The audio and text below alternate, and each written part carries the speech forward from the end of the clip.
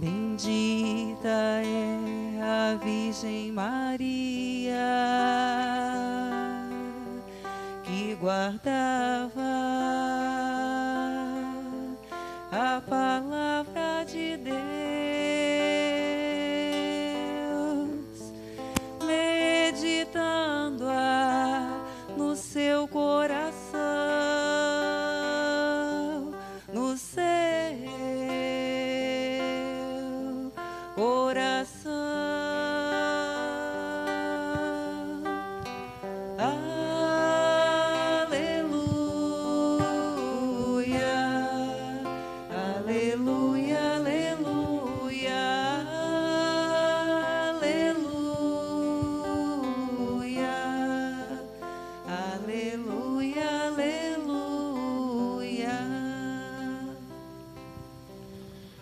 O Senhor esteja convosco.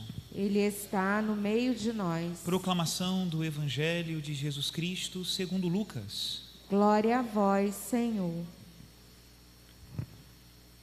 Os pais de Jesus iam todos os anos a Jerusalém para a festa da Páscoa. Quando ele completou 12 anos, subiram para a festa como de costume. Passados os dias da Páscoa, começaram a viagem de volta. Mas o menino Jesus ficou em Jerusalém, sem que seus pais o notassem. Pensando que ele estivesse na caravana, caminharam um dia inteiro. Depois, começaram a procurá-lo entre os parentes e conhecidos. Não o tendo encontrado, voltaram para Jerusalém à sua procura. 3 dias depois, o encontraram no templo. Estava sentado no meio dos mestres, escutando e fazendo perguntas. Todos os que ouviam o menino estavam maravilhados com sua inteligência e suas respostas. Ao vê-lo, seus pais ficaram muito admirados e sua mãe lhe disse: Meu filho, por que agiste assim conosco? Olha que teu pai e eu estávamos angustiados à tua procura. Jesus respondeu: Por que me procuráveis? Não sabeis que devo estar na casa de meu pai? Eles, porém, não compreenderam as palavras que lhe dissera. Jesus desceu então com seus pais para Nazaré e lhes era obediente. Sua mãe, porém, conservava no coração todas estas coisas. Palavra da salvação. Glória a vós, Senhor. Meus queridos irmãos e irmãs, que alegria, mais uma vez eu digo, celebrar o Imaculado Coração de Maria com vocês. E o Imaculado Coração de Maria é um refúgio seguro. É o lugar onde o mal não pode entrar, não pode. Coração que só diz sim a Deus, um coração que se preserva na pureza, coração que medita a palavra do Senhor, como nós lemos aqui agora no Evangelho, segundo São Lucas. Nesse coração o mal não pode entrar. Agora, o mal não se contenta com isso, não é? No lugar onde ele não pode entrar, sempre ele estará ameaçando, armando ciladas, não para tentar entrar, porque ele já sabe que não pode, mas para destruir. Essa é a inimizade original, Gênesis capítulo 3, versículo 15, entre a serpente e a mulher que é a Santíssima Virgem. Porém, inimizade entre ti e a mulher. E é uma inimizade, poderíamos dizer assim, não natural, porque não é desse modo nos planos de Deus, mas uma inimizade na raiz, poderíamos dizer. Porque justamente é isso, não é?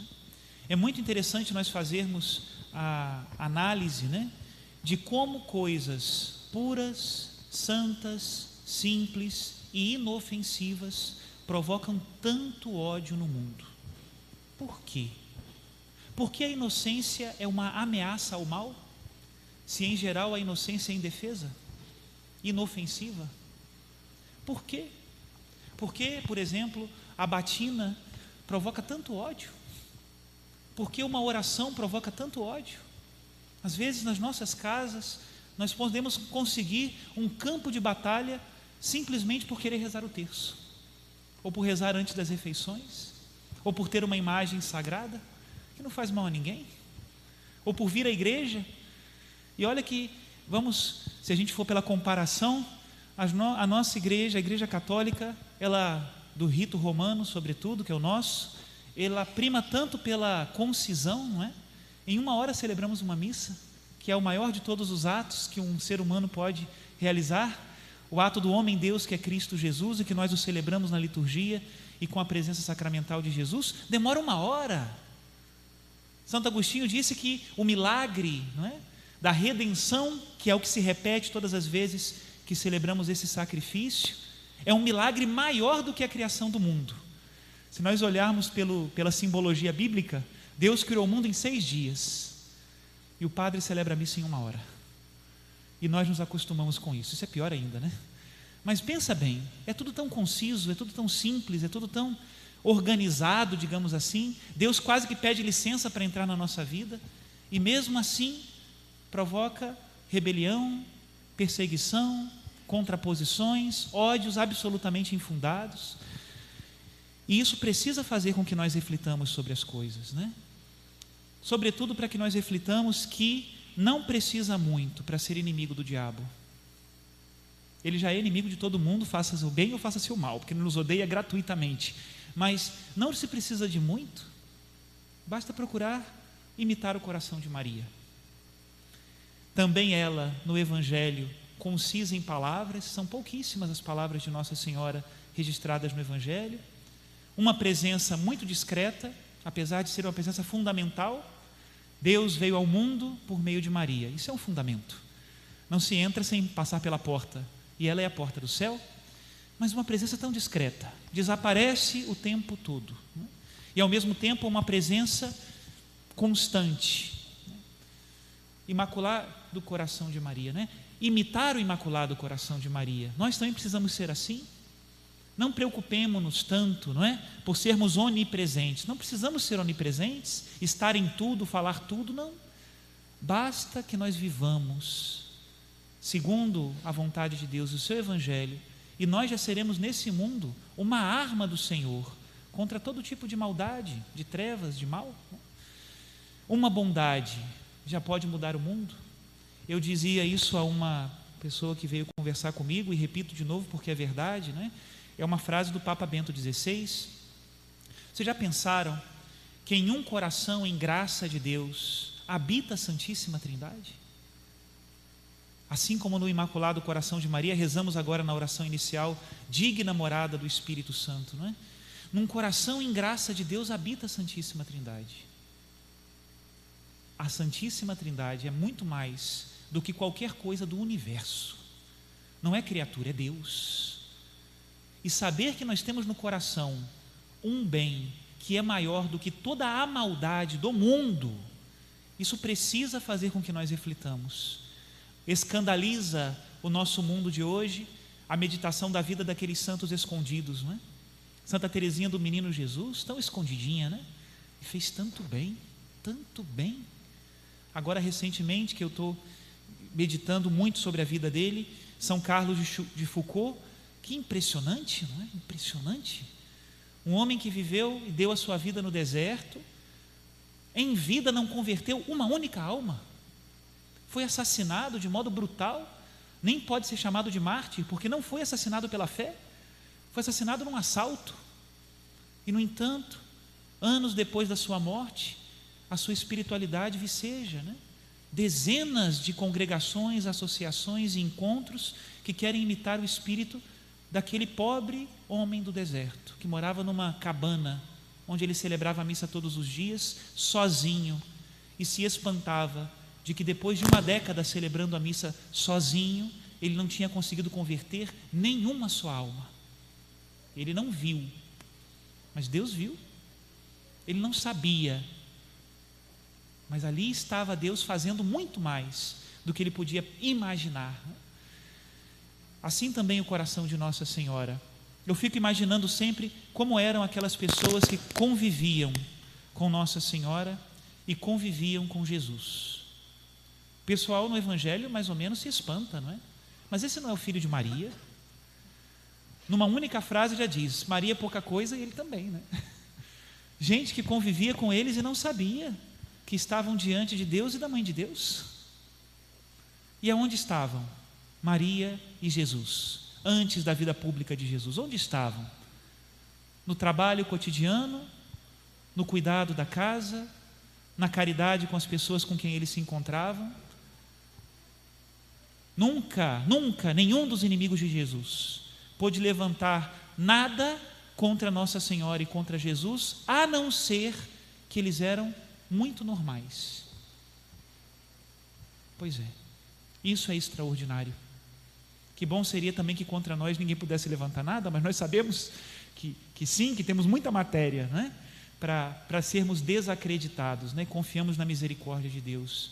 Mas Nosso Senhor e Nossa Senhora viveram uma vida muito simples, e na sua simplicidade, silêncio e fidelidade a Deus eram a mais poderosa arma contra o mal que este mundo já viu. 2 corações inflamados do Espírito Santo. Que assim também nós sejamos. Eu falava no dia do coração de Jesus que nós precisamos ser muito íntimos dele, porque é essa intimidade que vai nos fazer devotos. Eu preciso quase que adivinhar o que pensa o coração de Jesus, pela proximidade e intimidade. Digo hoje a mesma coisa com Nossa Senhora. Nós precisaríamos adivinhar o que a Mãe de Deus quer, adivinhar o que ela gosta, adivinhar o que ela deseja. Não porque nós somos videntes, não é isso, mas pela proximidade. Quando nós convivemos muito com uma pessoa, é assim, né? A gente adivinha. A dona Graça, que me ajuda ali em casa, que deve estar escutando aqui agora, vai falar: você falou de mim, não me lia. Dona Graça já adivinha: padre, o senhor quer um docinho, né? Apesar de que falar para o padre se ele quer um docinho, a pessoa quase sempre acerta, né? Mas ela adivinha as coisas. Por quê? Porque a gente já convive há quase 2 anos, né? Imagina a mãe em relação ao filho. Imagina Nossa Senhora em relação a Jesus. Ela adivinhava, ela sabia. E nós precisamos ter essa mesma espiritualidade, a de antecipar-nos por amor, por amor. Eu gostaria de terminar a reflexão com as palavras de Nossa Senhora de Fátima, na sua 2ª aparição em Fátima, os pastorinhos, porque é a aparição onde ela fala da devoção ao Imaculado Coração de Maria. Que essas palavras completem a nossa meditação de hoje. Vou ler exatamente como está no site do Santuário de Fátima de Portugal.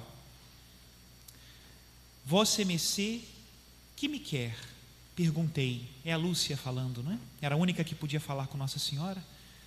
E Nossa Senhora responde: quero que venhais aqui no dia 13 do mês que vem, que rezeis o terço e que aprendam a ler. Depois direi o que quero. Pedi a cura de um doente, disse Lúcia. Maria respondeu: se converter, curar-se-á durante o ano. Queria pedir-lhe que nos levar para o céu. Sim, a Jacinta e o Francisco levo-os em breve, mas tu ficas cá mais algum tempo. Jesus quer servir-se de ti para me fazer conhecer e amar. Ele quer estabelecer no mundo a devoção ao meu Imaculado Coração. A quem a abraçar, prometo a salvação, e serão queridas de Deus estas almas, como flores postas por mim a adornar o seu trono. Fico cá sozinha eu? Perguntei com pena. Não, filha, tu sofres muito? Não desanimes, eu nunca te deixarei. O meu Imaculado Coração será o teu refúgio e o caminho que te conduzirá até Deus.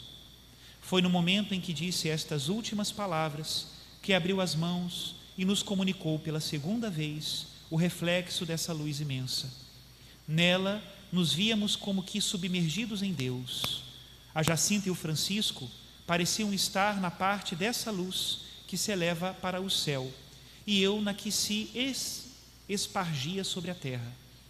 À frente da palma da mão direita de Nossa Senhora estava um coração cercado de espinhos, que parecia estarem-lhe cravados. compreendemos que era o Imaculado Coração de Maria, ultrajado pelos pecados da humanidade, que queria reparação. Que a Mãe de Deus e nossa possa sempre interceder por nós e nos guarde todos muito seguros.